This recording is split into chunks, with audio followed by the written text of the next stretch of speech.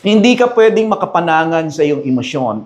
Emotions are great, ika nga. Feelings are real, pero unreliable yung mga feelings. Jeremiah chapter 17 verse 9, the heart is deceitful above all things. Amen. Ang puso hindi mo papagkakatiwalaan, yung feeling mo, nagbabago yan. If I feel it, it must be true. Yun yung paniniwala ng tao. Kaya diyan din nag-uugat yung paniniwala na truth is relative. Hindi yan ang nararamdaman ko. Kaya hindi totoo yan sa akin. Maaring totoo sa iyo, pero hindi totoo sa akin. Truth is absolute. Amen. Universal, unchanging. Hindi siya binabago ng kultura, hindi binabago ng experience ng tao, hindi binabase ng paniniwala ng tao. Ang truth is absolute, hindi mo mababago. Halimbawa, truth, there is a God. Regardless kung paniniwalaan ng tao o hindi. Truth is, there is a God. Amen. May mga tao hindi maniniwala sa Diyos o tinatanggi nila ng paniwalaan ng Diyos. Pero that would not change the truth that God is God.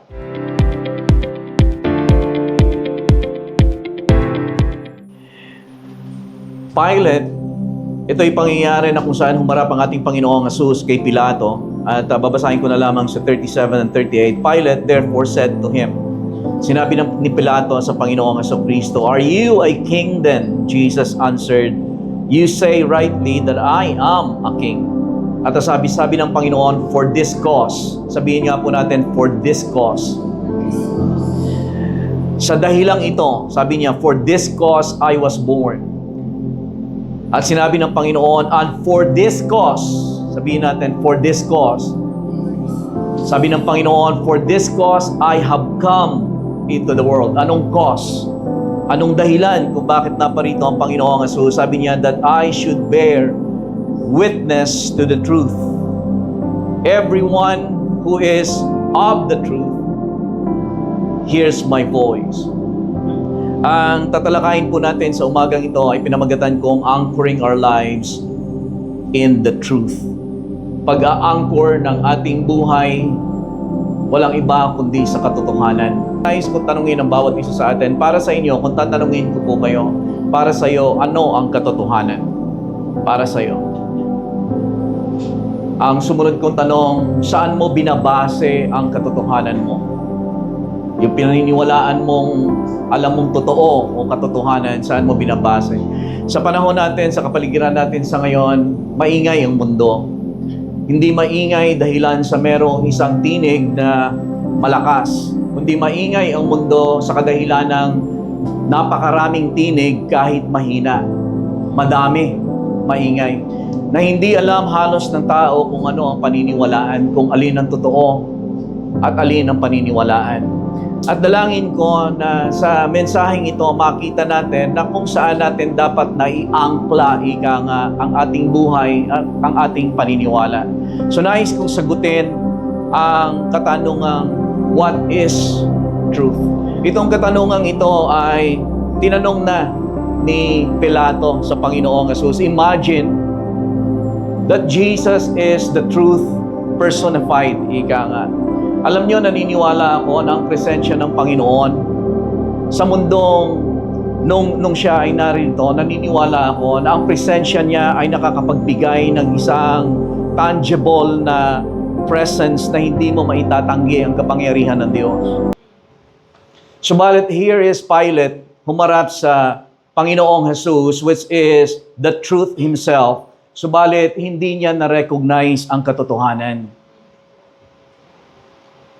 So nais kong sagutin ang tanong na yan sa umagang ito at dalangin ko na makapag-minister ang salitang ito para sa bawat isa sa atin at nais ko din na magtumibay ang ating buhay kasi nga maingay ang mundo at maraming tao hindi alam kung ano ang paniniwalaan at saan ibabase ang paniniwala. So bibilisan ko na lamang sa portion na ito kasi I want to drive something at the end of the message. What is truth? Ano ang katotohanan? The dictionary defines truth as that which is in accordance with fact or reality. Ayon sa dictionary, ang pakahulugan ng katotohanan ay yung may kinalaman sa fact or yung reality.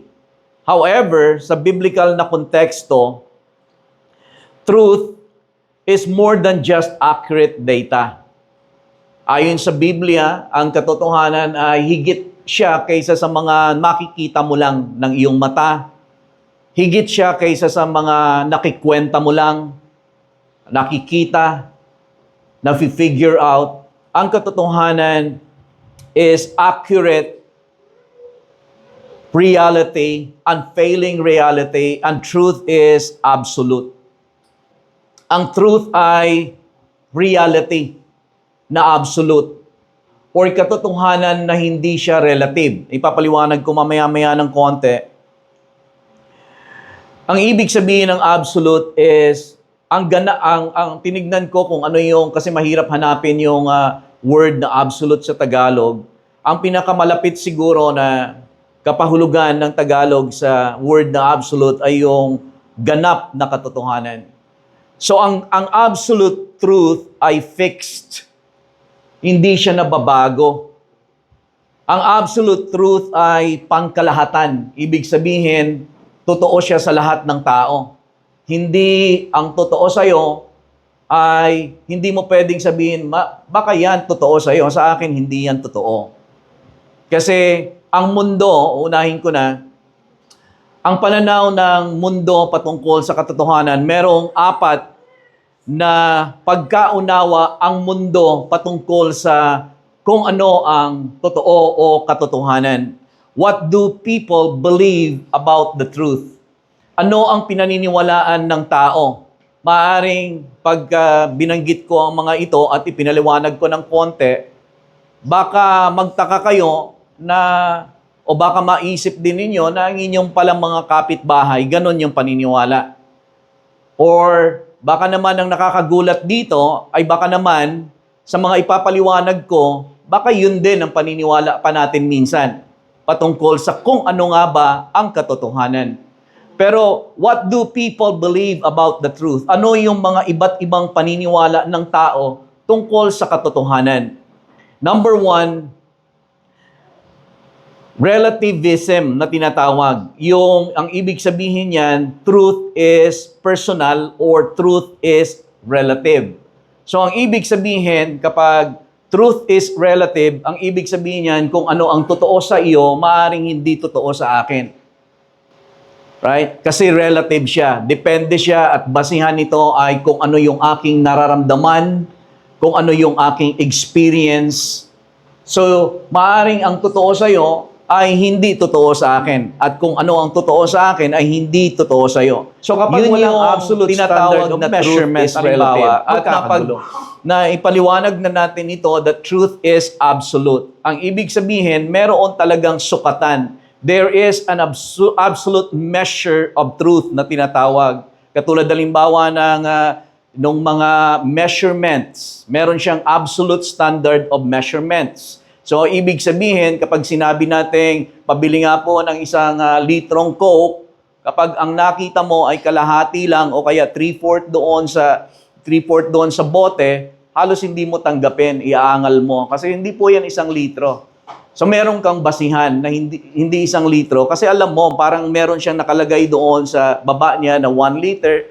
Tapos, kapag walang absolute na measurement, for example, sasabihin ng tendera, halimbawa, hindi, 1 litro yan.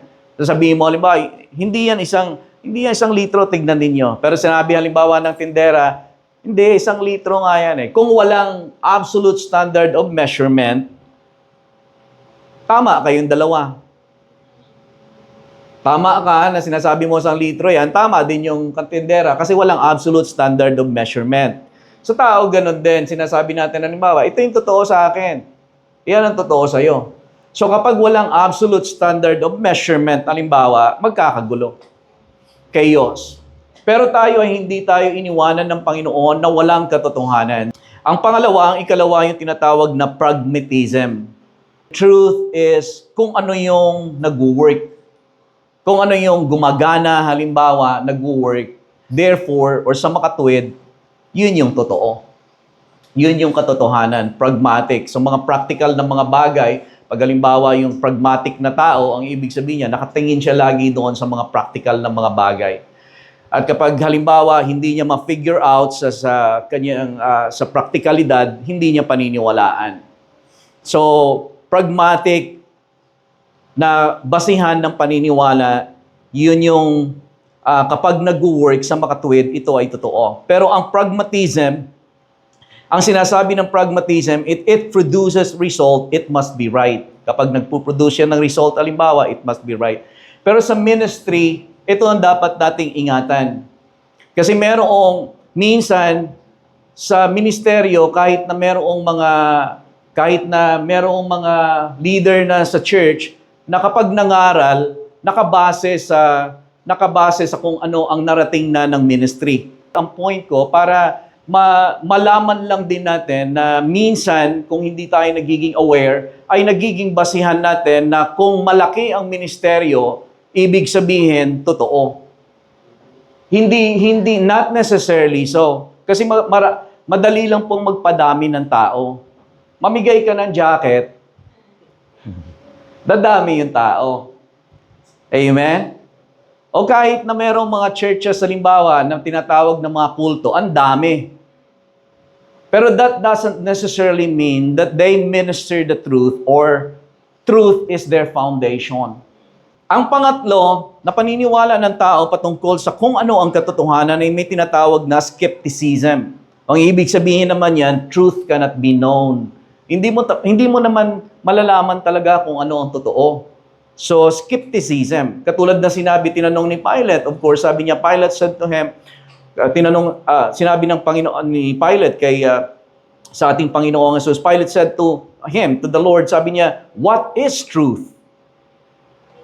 Amen. So ang ibig sabihin, ang paniniwala naman ng mga skeptic na mga tao patungkol sa katotohanan, skepticism is truth is questioned, denied, or ignored. So mga skeptic na tao, kahit na sila ay bigyan mo ng liwanag, bigyan mo ng katotohanan, i-question nila yung katotohanan, i-deny nila yung katotohanan, at i-ignore nila yung katotohanan. Ang ika-apat na paniniwala ng tao patungkol sa katotohanan, yung tinatawag na cultural truth. Kung ano yung sinasabi ng kultura, dinidefine ng culture or society ang tinatawag na katotohanan. Merong isang bansa, hindi po ba, na pinaglaban niya. Nagiging weird ang mundo sa ngayon, alam niyo ba? Meron daw mga lalaki. Ba't yung mga lalaki kapag nagsuswimming, naka-topless? Ba't kami hindi pwede? So ngayon nagkaroon ng batas, pwede na rin sila mag-topless. Weird. Sa mga gender, sinama na nila, katanggap-tanggap na sa society. At dinidefine ang katotohanan base sa kung anong nararamdaman. Susunod kong point, where do people base their truth? So bakit tayo merong mga paniniwala na ganon? Bakit may mga tao? Saan naman binabase ng tao ang kanilang mga katotohanan? Number 1, feelings or emotion. Binabase ng tao sa feeling or emotion ang totoo. Ang ibig sabihin yan, if I feel it, it must be true. Kung ito ang nararamdaman ko sa makatuwid, ito ay totoo. Yun yung paniniwala ng tao. Kaya diyan din nag-uugat yung paniniwala na truth is relative. Hindi yan ang nararamdaman ko. Kaya hindi totoo yan sa akin. Maaring totoo sa'yo, pero hindi totoo sa akin. Right? Kasi doon binabase ng tao. Pero ang tanong ko, ulitin ko ang tanong halimbawa sa atin, sa buhay mo, ano ang totoo? Ano ang pinanghahawakan mong katotohanan? Patungkol sa Diyos, ano ang pinanghahawakan mong katotohanan? Patungkol sa kung sino ka, ano ang hinahawakan mong katotohanan? Patungkol sa paglakad mo sa buhay, ano ang pinanghahawakan mong katotohanan? Mahalaga yon. At saan nakabase ang pinaniniwalaan mong katotohanan? Amen. Kasi, papaano kung ang pinaniniwalaan mong pala na akala mo totoo ay pinapapahamak mo? ikinasasama mo.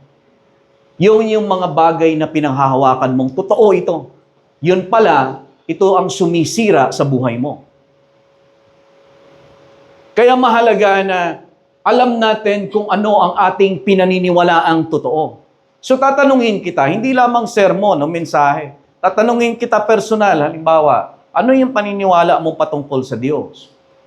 Anong paniniwala mo patungkol kay Kristo Jesus? Ano ang paniniwala mo patungkol sa buhay mo? Anong paniniwala mo patungkol sa kasalanan mo?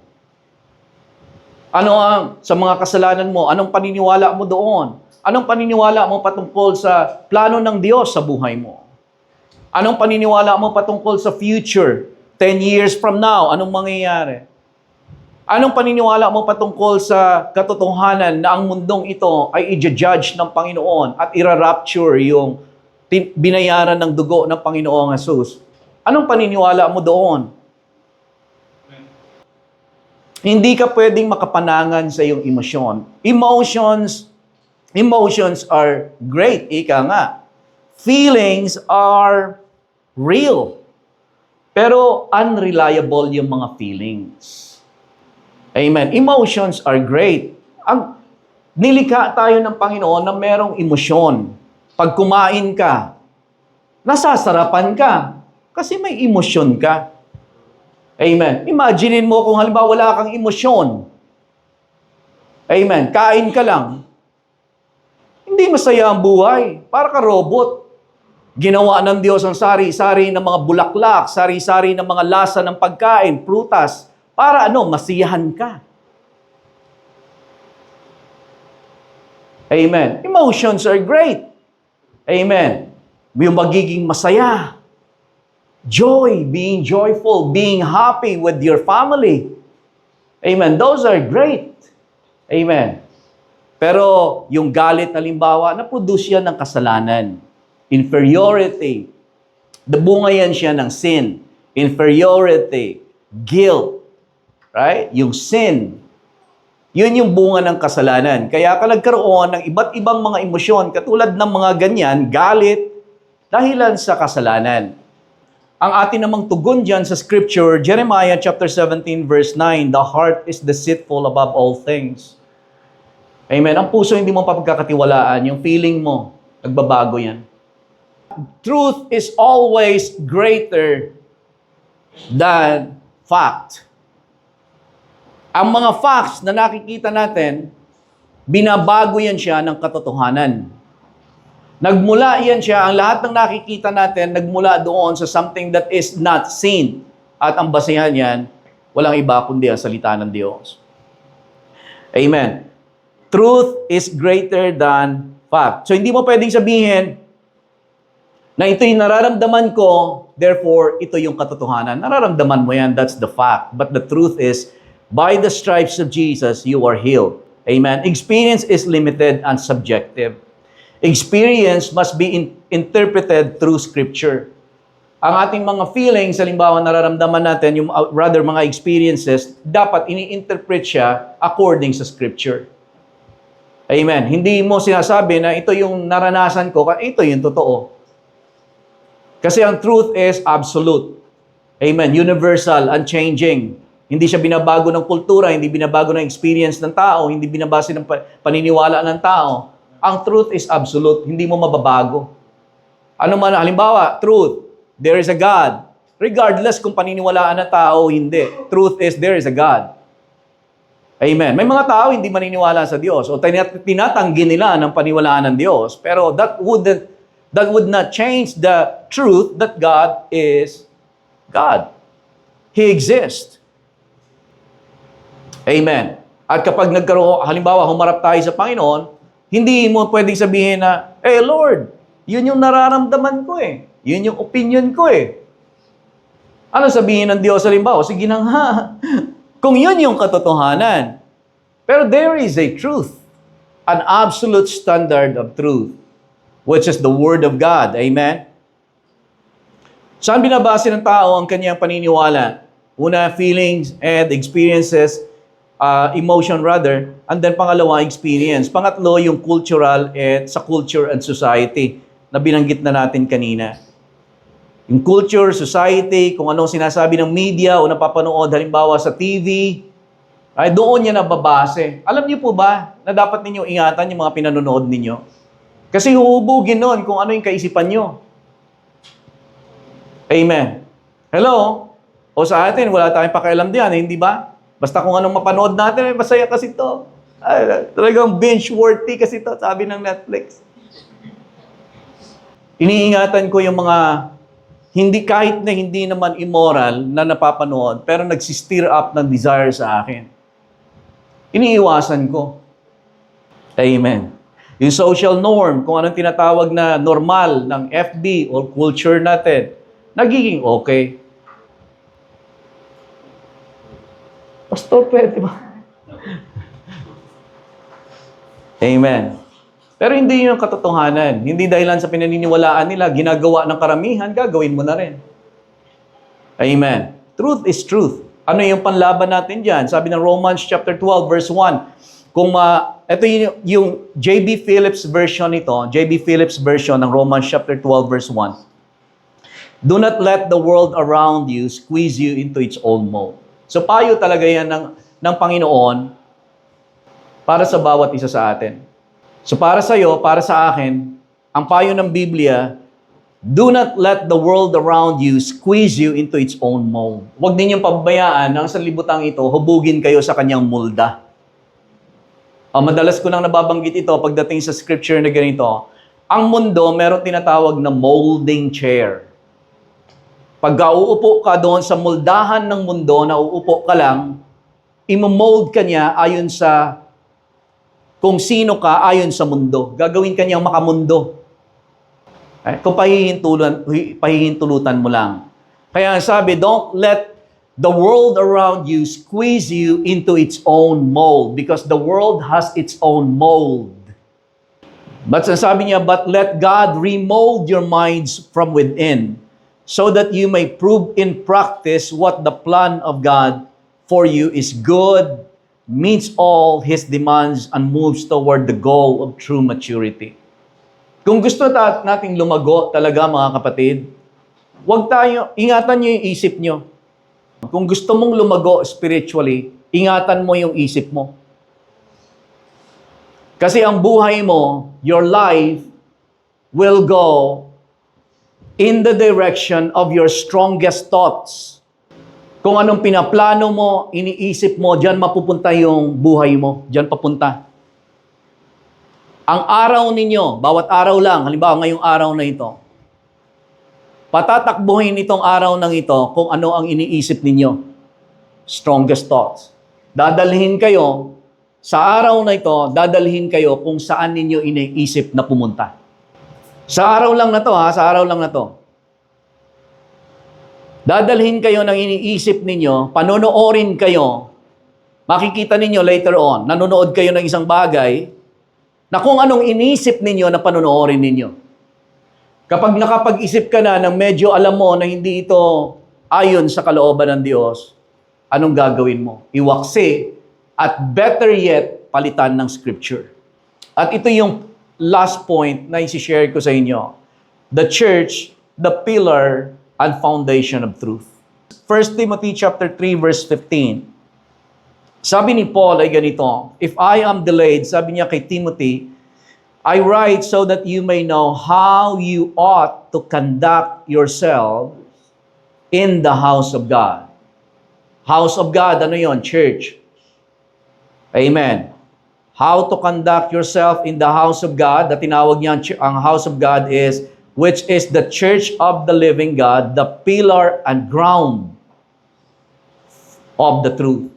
So ang iglesia, ang church, nasa church po ba tayo? Amen, nasa church tayo. Pero tayo din ang church, hindi po ba? We are the pillar and the foundation of truth. Ang ibig sabihin, ang katotohanan na nagmula sa Diyos at ang Diyos, ang katotohanan, ay merong panahanan sa mundo. Meron siyang dwelling place. Saan nananahan ng katotohanan dito sa mundo? Saan niyo siya makikita kung hahanapin ninyo? Sa church. The church must be a community where truth is taught faithfully. Kaya yun naman ang ini-endeavor natin. Kaya po sa atin, pinagsusumikapan natin na may turo natin ay walang iba kundi ang katotohanan. Amen. Live consistently. Yun naman din ang pinapangaral natin na tayo ay maturuan. Hindi naman tayo tinuturuan na maging perpekto. Pero tinuturo sa atin, mamuhay sa katotohanan. Mamuhay sa integridad. The church must be a community where truth is guarded courageously. Nag-guard siya. Pinanghahawakan natin. Dinidepensahan ng katotohanan. Kaya kapag may nagsabi sa inyo, halimbawa, kapwa nyo na alam nyo hindi naman totoo, wag na ninyong susugan pa. Ganyan din ang ginawa nun sa akin Kaya ang church, kahit sa panahon natin sa ngayon, walang kapangyarihan, walang power. Hindi sa tinutukoy ko na walang nakakapagpagaling ng churches. Pero ang buhay, walang display of even yung mga integridad lamang. Living as the people of truth. Number 1, know the truth. Alamin natin yung katotohanan. So pag may mga issue halimbawa na narinig kayo, tanong ninyo ano yung katotohanan? Ano yung sinasabi ng Bible? Hindi lamang ano kaya sinasabi ni pastor? Mahalaga na tayo ay nasa church din, na tayo ay namumuhay ng naayon sa katotohanan, nagtuturo ng ayon sa katotohanan. That is what we endeavor. Pero mahalaga na we know the truth on a personal level. Alam niyo po ba na nagkakaroon ng kapangyarihan ng salita ng Diyos kapag na-personal niyo sa buhay niyo? Hindi lamang nandito, kundi it becomes an integral part of your being. That is where the power of the Word of God, doon siya nagmumula. Alam niyo, ang kaaway, ang dyablo, wala siyang pakialam kung ikaw ay namumuhay ng hindi base ayon sa katotohanan. Wala siyang pakialam dyan. Umayon ka sa takbo ng sanlibutan, wala ka. Wala siyang pakialam sa'yo. Go, go, go. Ganun lang yan siya, yung kaaway. Pero once na ikaw ay namuhay sa salita ng Diyos, amen, doon ka na makakaranas ng friction. Mararamdaman mo na yung mga opposition. John 8:31-32. Sabi ng Panginoon, then Jesus said to those Jews who believe Him, if you abide in my word, you are my disciples indeed, and you shall know the truth. So tingnan ninyo ito. Pag pinagbulayan ninyo yan, hindi mo malalaman yung katotohanan sa pamagitan ng paniniwala lamang sa katotohanan. Hello? Malalaman mo ang katotohanan kapag pinaniwalaan mo ang katotohanan at nagpatuloy ka sa katotohanan. Number 2, hear the voice of truth. John chapter 18, verse 37. For this cause I have come into the world, that I should bear witness to the truth. Sabi niya, everyone who is of the truth hears my voice. Sabi niya, John chapter 10, verse 27, my sheep hear my voice, and I know them, and they follow me. Ang tupa ni Lord, nakakarinig ng tinig niya. Kung hindi mo pa alam yung tinig ng shepherd mo, listen to the under-shepherd.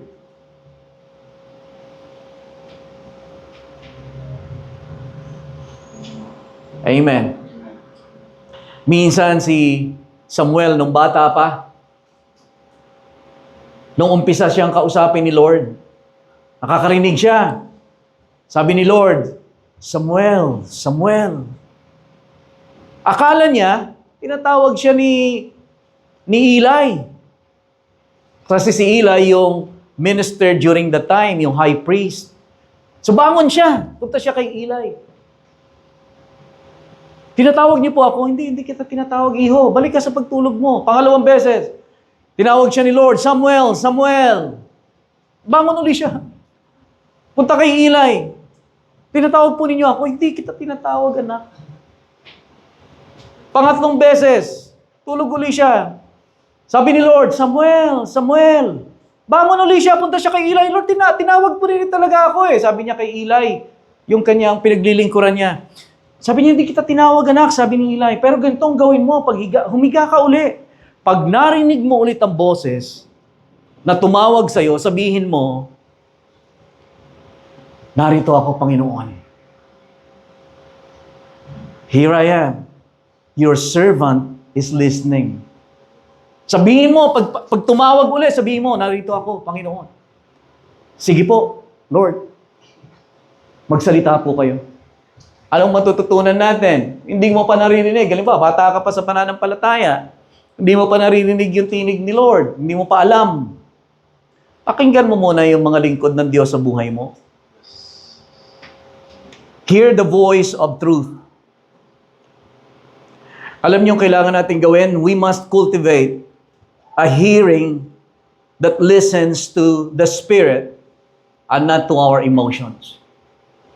Isa sa mga bagay na dapat natin gawin, mga kapatid, pag-aralan natin, sanayin natin ang ating espiritu. Kasi nakakarinig tayo. Everybody say, I hear His voice. Ang Diyos nangungusap. Saan nangungusap ang Panginoon? Hindi sa social media. Huwag kayo maghanap doon. Nangungusap ang Panginoon sa puso mo. Amen. Diyan kanya kakausapin. At ang Diyos nagsasalitang lagi. Pinangungunahan niya ang kanyang sheep.